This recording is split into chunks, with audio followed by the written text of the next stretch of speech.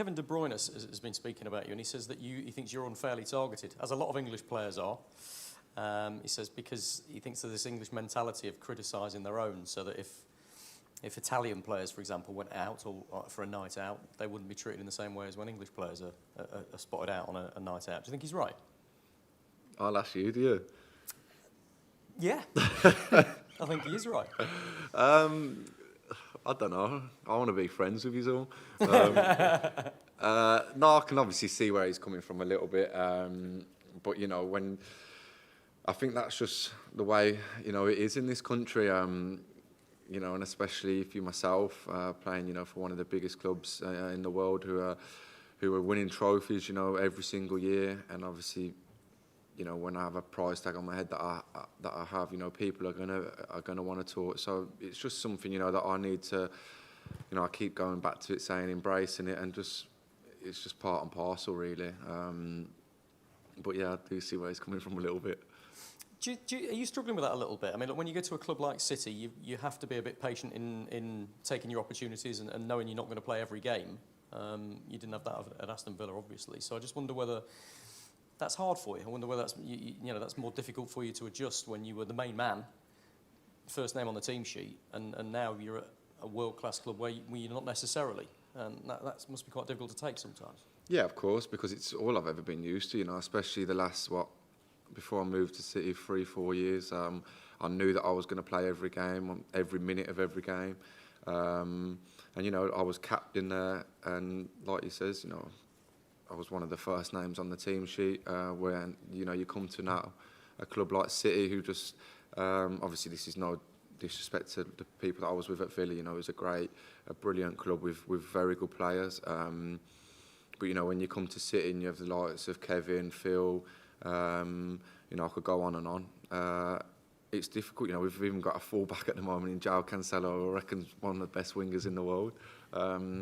So yeah, it's obviously different. It's difficult at times, you know, because, you know, when I was at Villa, for example, I had that. Well, I just played every game. You know, you felt like you was in a rhythm. But listen, you're going to get that, you know, when you're playing at a club, you know, with so many top players. And you know, as long as we're training well and we're playing well, it's all right. On a serious note, when you step out of the San Siro, you and your teammates are going to be the first England footballers to sing "God Save the King" instead of "God Save the Queen." I wonder whether that's going to be a pretty poignant moment for you. Well, we actually done it the other day, didn't we, before the game? So you know, that was the first ever time you know, I've ever had to sing that. It was quite emotional, actually. You know, when we done it at the Molineux, and it was obviously different. But yeah, I think it's been you know, a difficult few weeks. I obviously watched the funeral yesterday, and yeah, it was difficult, but I think it was very, very fitting. Last one from me. Obviously, it's Italy away, and you'll remember the Euros final. I wonder whether that'll go through your mind when you step out of the San Siro, and whether a certain Jorginho will come into your thoughts as well from what happened at extra time. He's probably going to play. It looks like he's going to play. It'd be nice then. No, you know, like obviously, how long ago was that now? 14, 15 months ago. You know, it obviously still plays in our mind, just a game in general, you know, getting to a final. It's not something that, it's obviously a great feeling, you know, to get there, but, you know, we all wanted to win.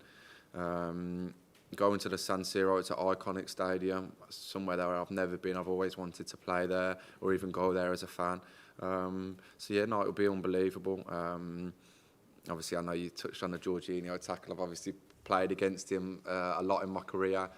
It's just something, you know, that happens in football. So yeah, it's just part and parcel, that one. Rise above it. Yeah, I'll try. Kerry Brown. 55 seconds. Couldn't wait another minute to score. Do you know what? I didn't know it was that quick. I didn't know it was that quick. I actually thought it was about 4 or 5 minutes. I don't know why. I think it was because I was getting booed every time I got the ball. But no, it was nice, you know, nice to finally just get off the mark for the season. Obviously, the last few weeks, you know, I've been injured, so I think any footballer will tell you that when you come back from pre-season, even the first 2-3 games in the Premier League season is always difficult because you just don't feel 100% fit. So to get an injury, you know, on the second game it weren't the best. And since then, I've just been trying to build up my fitness. So I know I obviously had a fair bit of stick about my performance against Dortmund, but it was a nice way to reply on Saturday. How has your relationship with Pep Guardiola developed, and what does he bring into your game now that you've worked under him for quite a period of time now? It's completely different to the way I was at Villa. I think at Villa I was more free. Here it's more structured at City. I have a great relationship with the manager. I've said in so many interviews, he's just, I've never seen anything like it. The way he thinks and the way he looks at football, he's just obsessed with it. And I think you can tell why, and you can see why. But no, I have a good relationship with him. I know people have saying that I might be playing a bit different to the way I used to, but I think that just comes with the players that I'm playing with as well. I play with so many top players, like I just touched on earlier, and it was obviously going to change my game a little bit. I'm never going to be the exact same player that I was because I'm playing for a different club with a different team and a different manager. But hopefully now this is the start of my season and I can just kick on from here. Does that give you more strings to your bow, as it were, for England in terms of your adaptability and how you can play in a squad system going to a World Cup? Yeah, I'd like to think so. I do like to think that I can play in a few positions, whether that be as a number 8, a left winger. Obviously, I started one game at the Euros last year and I actually started that game as a number 10. I think it was Mason, wasn't it, who had... Yeah. So I obviously started as a number 10 that day and, I enjoyed it. I feel like I can play in a few positions and I think, I hope so anyway, that's what the manager will look at, going into a World Cup.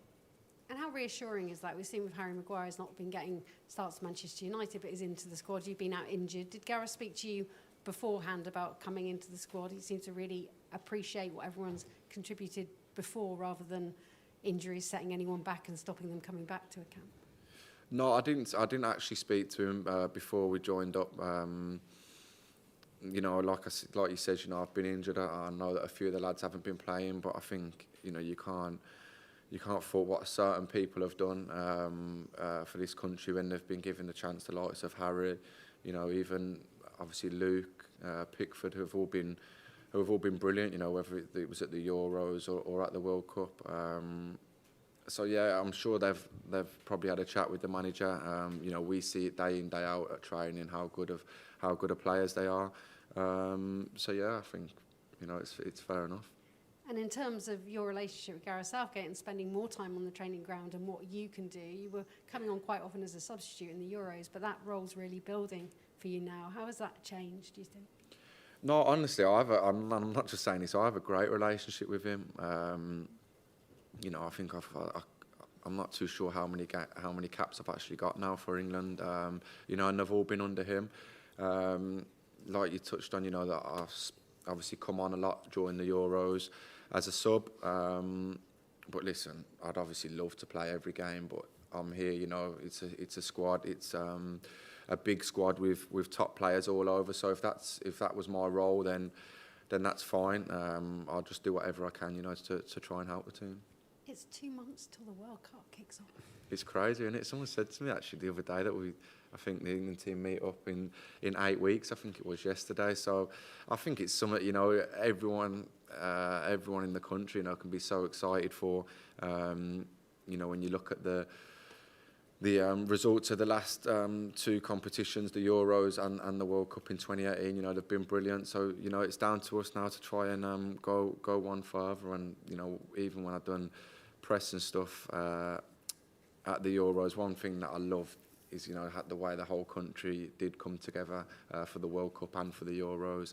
And hopefully, we can do that again this year.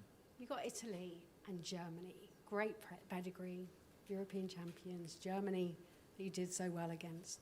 After the Nations League results, suddenly this England team that's reached a semi-final of a World Cup, a final of the Euros, being written off. Do you kind of love the chance you've got a point that you can prove to come back as the underdogs again? Rob just mentioned that about Kevin De Bruyne now this year.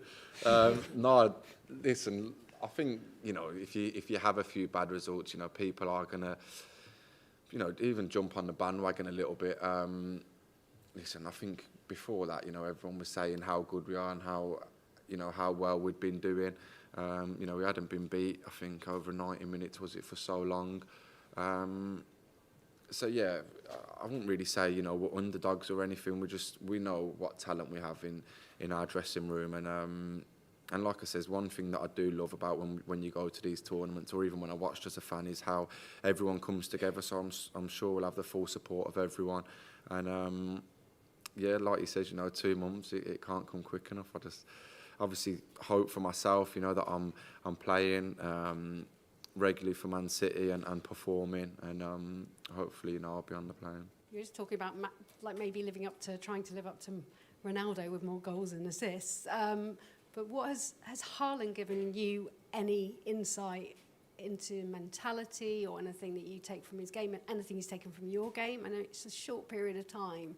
Is there anything that you might be taking to a World Cup that Haaland can't take there? Do you know what? He's listen, everywhere I go now, whether it be family, friends, people in the street, they always say, "What's he like? What's this?" And I can't speak highly enough of him. He's an unbelievable player. As a person, he's a brilliant person. So humble for what he's achieved already. And I think, you know, you say there, could you get anything off him? I actually think I could. You know, his mindset for scoring goals is just unbelievable, honestly. And, you know, if I could get that, I know I come here and I spoke to Steve Haaland earlier, and he was saying, was that actually you at the back stick scoring? Because obviously that's something that I'm probably not known for, but it's something that I want to do more often. So if I could take anything, yeah, it'd be that.